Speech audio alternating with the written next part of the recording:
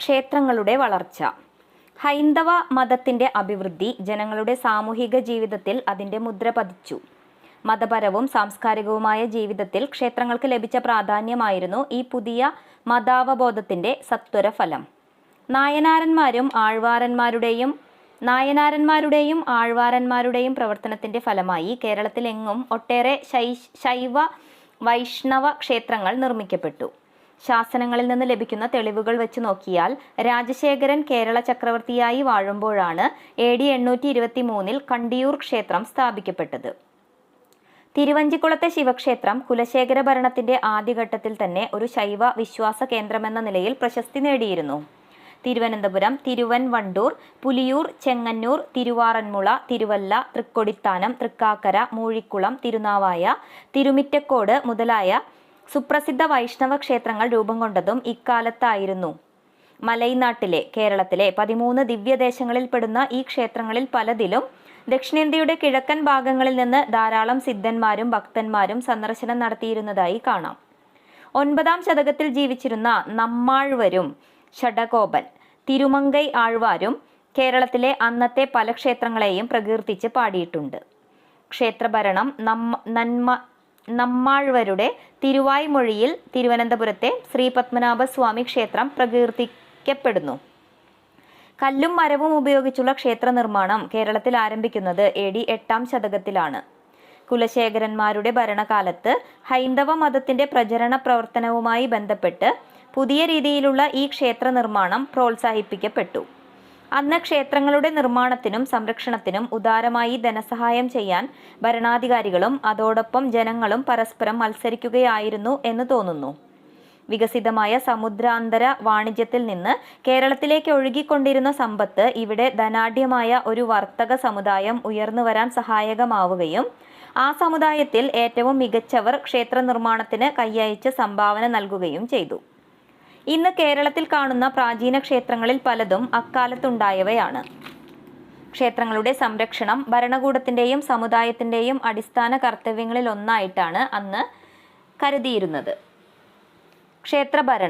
ക്ഷേത്രഭരണത്തിൽ ഉണ്ടായിരുന്ന ഏർപ്പാടുകളെക്കുറിച്ച് അക്കാലത്തെ ശാസനങ്ങൾ ധാരാളം വിവരങ്ങൾ നൽകുന്നുണ്ട്. ഓരോ ക്ഷേത്രത്തിന്റെയും കാര്യങ്ങൾ നോക്കുന്നതിനു വേണ്ടി സഭ എന്നു പേരുള്ള ഭരണസമിതിയെ നിശ്ചിത കാലത്തേക്ക് ഏർപ്പെടുത്തിയിരുന്നു. ഏറിയ കൂറും ബ്രാഹ്മണരായിരുന്നു അതിലെ അംഗങ്ങൾ. അവരെ ആര്യർ അഥവാ സഭ ആര്യർ എന്നാണ് ബഹുമാനപൂർവ്വം വിളിച്ചിരുന്നത്. ഈ സഭ നിയമിക്കുന്ന പൊതുവാൾ അഥവാ കാര്യദർശി ക്ഷേത്രത്തിന്റെ ദൈനംദിന കാര്യങ്ങൾ നോക്കിപ്പോന്നു. ചില ക്ഷേത്രങ്ങളുടെ ഭരണം 2 അംഗങ്ങളുള്ള വാരിയം എന്ന നിർവാഹക സമിതിയാണ് നടത്തിയിരുന്നത്. നാടുവാഴികൾക്കും ദേശവാഴികൾക്കും കൂട്ടങ്ങൾക്കും ക്ഷേത്രങ്ങളുടെ മേൽ ചില അധികാരങ്ങളുണ്ടായിരുന്നു. സഭകൾ തങ്ങളുടെ പ്രവർത്തനങ്ങളെ കൂട്ടങ്ങൾക്ക് ബോധ്യമാക്കി കൊടുക്കണമെന്നായിരുന്നു വ്യവസ്ഥ. ചക്രവർത്തി നിയമിക്കുന്ന കോയിൽ അധികാരികൾക്കായിരുന്നു ക്ഷേത്രങ്ങളുടെ ഭരണം സംബന്ധിച്ച പരമാധികാരം. ഈ ഉന്നത സ്ഥാനത്തേക്ക് ഇളമുറ രാജാവിനെ നിയമിക്കുകയായിരുന്നു പതിവ്. എന്നാൽ സ്ഥാണുരവിയുടെ കാലത്ത് അദ്ദേഹത്തിന്റെ ജാമാതാവായ വിജയരാഘദേവനായിരുന്നു കോയിൽ അധികാരികൾ. ക്ഷേത്രകാര്യങ്ങളുടെ നിർവഹണത്തെയും ക്ഷേത്രം വക സ്വത്തിന്റെ ഭരണത്തെയും സംബന്ധിച്ച കർശനമായ നിയമങ്ങളും ചട്ടങ്ങളും രേഖപ്പെടുത്തിയിട്ടുള്ള മൂഴിക്കുളം കച്ചത്തെപ്പറ്റി ഈ സന്ദർഭത്തിൽ അറിഞ്ഞിരിക്കേണ്ടതാണ്. AD 9ാം ശതകത്തിൽ നാടുവാഴികളും ക്ഷേത്രഭരണ സമിതികളുടെ പ്രതിനിധികളും മൂഴിക്കുളത്ത് എറണാകുളം ജില്ലയിൽ പറവൂരിനടുത്ത് യോഗം ചേർന്ന് ദീർഘമായ ചർച്ചകൾക്ക് ശേഷം പൊതുസമ്മത പ്രകാരമാണ് ഈ നിയമങ്ങളും ചട്ടങ്ങളും ഉണ്ടാക്കിയത്.